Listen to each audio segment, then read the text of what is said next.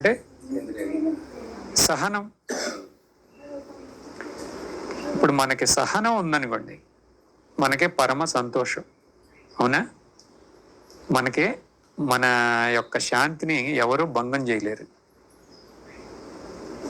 ఇప్పుడు భర్తలు అందరూ ఉన్నారనుకోండి, భార్యలు మీకు ఏ రకంగా మీకు తలనొప్పి అన్నా మీరు సహనంతో ఉంటే మీకేమీ అవ్వదు. ఇప్పుడు మీకు దుఃఖం వచ్చిందంటే అది వాళ్ళ వల్ల కాదు, మీలో సహనం లేకపోవడం వల్ల. అవునా? అలాగే వన్ సైడ్ ఏం కాదు, టూ సైడ్. అలాగే మీరు కూడా అంతే.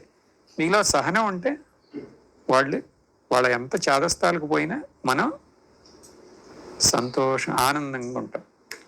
అంటే మన చేతిలోనే ఉంది మన శాంతికి మర్మం. సహనం ఫస్ట్ది. క్షమ. ఆర్జవం. ఆర్జవం అంటే ఏంటి? ఆర్జవం అంటే కాపట్యం లేకుండా ఉంటాం. నిష్కపటం.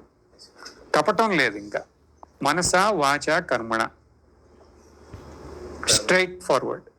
అక్కడ కాపట్యం ఏమీ లేదు. అంటే లోన ఒకటి అనుకుని ఇంకొకటి చేసి ఈ రకమైన ఉంటుంది, అది ఉండకూడదు అంటున్నా. ఎందుకని? మనం దేన్ని ఇప్పుడు సాధించాం అనుకుంది? మన స్వరూపాన్ని. అవునా? ముందు మనకు ఒక స్పష్టత ఉండాలి. మనం ఎందుకు సాధిద్దాం అనుకుంటున్నాం, ఎందుకు తెలుసుకుందాం అనుకుంటున్నాం, దీన్ని తెలుసుకోవాలంటే నేరుగా వెళ్ళాలి కదా. మనం నేరుగా వెళ్ళాలంటే ముందు మన ప్రవృత్తిలో క్లియర్గా ఉండాలి, నేరుగా ఉండాలి. యూ షుడ్ బి క్లియర్ అనమాట మనం. తర్వాత ఈ మనస్సు, వాక్, మనం చేసే క్రియ అన్నీ ఒకే లైన్లో ఉన్నాయి అనుకోండి, అప్పుడు అన్నిటి యొక్క శుద్ధి అవుతుంది. అవుతేనే మన స్వరూపం మనకి స్పష్టం అవుతుంది. దానివల్ల ఇక్కడ కూడా మనకు శాంతంగా ఉంటాం. అవునా? క్షమ, ఆర్జవం. మూడవది ఏంటి? దయ. దయ అంటే కరుణ.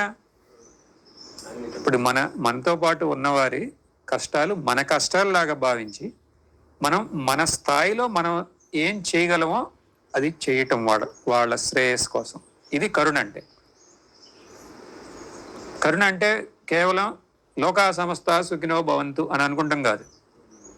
ఇది మనతో పాటు ఉన్నవాళ్ళు ఫస్ట్ అసలు మన ఇంట్లో అక్కడి నుంచి మొదలెట్టాలి. ఇది తర్వాత ఇరుగు పొరుగున, తర్వాత ఎవరైనా సరే వాళ్ళ కష్టాలు ఉంటే అది మన కష్టాలలాగా భావించి మన స్తోమతకి మనం ఏం చేయగలమో అప్పుడప్పుడు ఒక మంచి మాటే అవ్వచ్చు, అది చేయటం. ఇది కరుణ. దీనివల్ల మనకి దయ అనేది మనకు లభ్యం అవుతుంది. క్షమ, ఆర్జవం, దయ. తర్వాత తోషం. తోషం అంటే ఏంటి? సంతృప్తి. River by Tanishland.